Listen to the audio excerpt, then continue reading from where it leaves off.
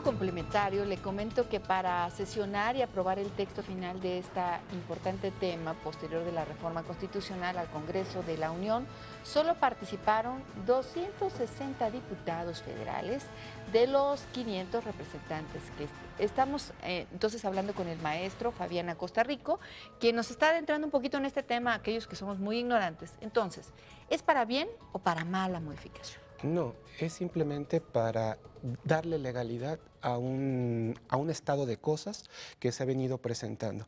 El propio Juárez en su momento hizo caso omiso de las leyes de reforma, y aquel que de alguna manera las quiso poner en aplicación radical, como Sebastián Lerdo de Tejada, pues eso le costó incluso la presidencia.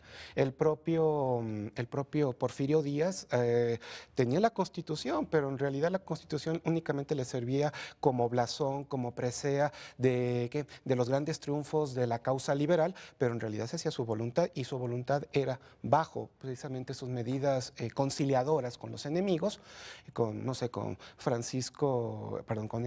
con Pelagio Labastida, el obispo de Puebla, al que le regaló un báculo de plata, por cierto, pues era llevársela tranquilo, ¿no? Ahí están las leyes, no las aplico, pero el día que sea necesario, el día que se me alebresten mis enemigos políticos, católicos militantes, la propia iglesia, bueno, entonces sí las pongo en aplicación. Claro. Entonces, en realidad, pues, incluso Francisco Barbosa, hay investigadores que en esto han trabajado.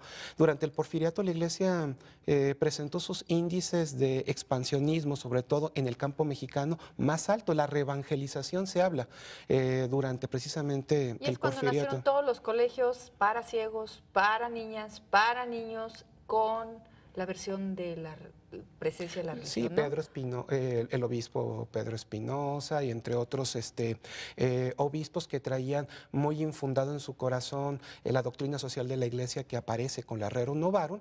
Pues sí, no solamente se preocupan por los asuntos de la caridad, sino que también fundan escuelas siguiendo el sistema lancasteriano.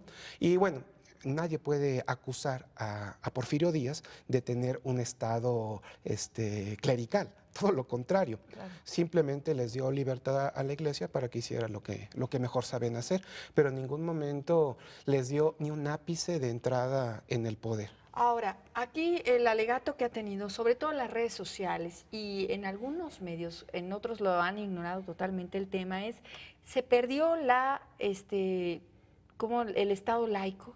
No, nuevamente, necesitaríamos reformar el artículo 130, necesitaríamos reformar el artículo tercero. ¿Qué dicen esos artículos, profesor? Bueno, el artículo tercero, como sabemos, es el artículo de educación, es el artículo referente a la educación que imparte el Estado, que tiene que ser laica. No se está tocando ese artículo que tan celosamente, por ejemplo, don Plutarco Elías Calles defendió en el famoso grito de Guadalajara, que hay que rescatar a la juventud mexicana del último bastión que le queda a la reacción, que son las escuelas clericales, bueno, o de los clérigos sacerdotes, o de los maestros clericales. Bueno, esto ya es un debate muy superado.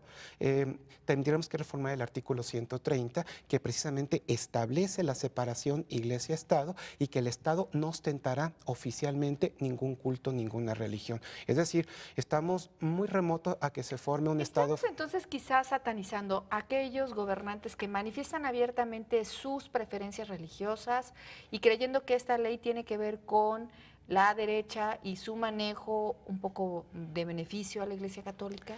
Miren, aquí yo creo que hay que apelar un poco a la ciencia también. Anthony Giddens, uno de los grandes antropólogos de la actualidad, menciona que en una sociedad tan sobreinformada como la nuestra, difícilmente la gente asume un partidismo militante, férreo, hacia una ideología o hacia una religión.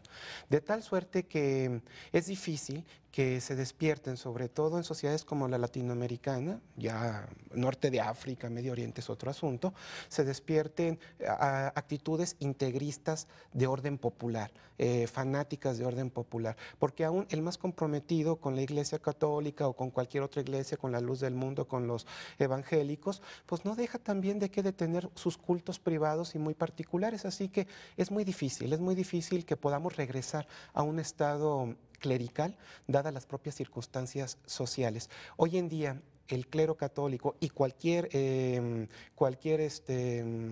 clero, no clero, pastores evangélicos, Cualquier tipo de religión, no tienen la influencia necesaria ¿para qué? Pues para movilizar a las masas y reconstituir el Estado a su antojo. Sí va a haber siempre grupos de fieles, de radicales, que incluso son líderes de opinión, pero el común de las gentes, eso también sería ofender al pueblo mexicano, pues tiene un criterio, mal que bien, un poco más informado, dado el avance de la Internet, Esto dado el tiene avance que ver de los... entonces quizás con que para muchos de los muy radicales, de la defensa de los liberales, por así decirlo, la Iglesia todavía ejerce un poquito de poder en México. Sí, esa es la idea de que el artículo 24, dado que permite la exposición libre de las creencias siempre y cuando éstas se sujeten a los lineamientos de la ley, la que le sacará mayor partido precisamente será la Iglesia Católica.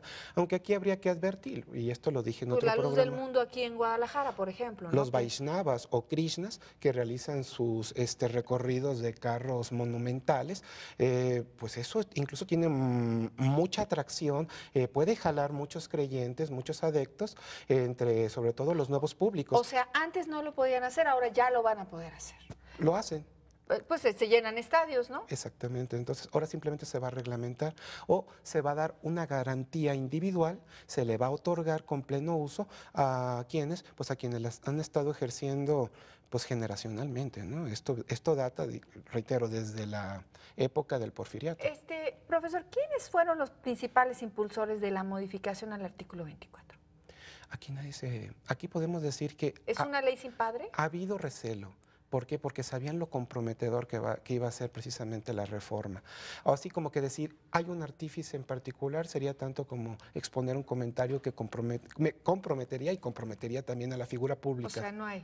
Podemos decir que es una iniciativa tanto de la bancada panista como de la bancada, secundada por la bancada priista, y la retomaron también los perredistas, ¿no?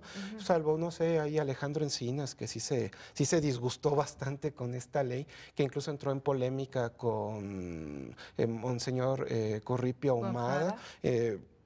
Los perredistas no hicieron mayor algareta. Ahora sí, más bien son los grupos, por así decirlo, liberales a ultranzas, que están encabezando una lucha simbólica, porque esta ley no deja de ser eso. Ya si nos vamos un poquito también a teoría sociológica, pues Clifford Geertz así lo diría, ¿no? Se está luchando por los símbolos y por los rituales. Esta ley representa un baluarte del liberalismo histórico mexicano y salen en su defensa, y es muy válido. Vamos a hablar de eso, precisamente de qué pasó con los liberales, quiénes son los liberales y por qué todavía defender algo que pues en el trabajo diario no pasa, ¿no? Lo cotidiano. Vamos a ir a una pausa y en un momento regresamos más aquí en Esfera.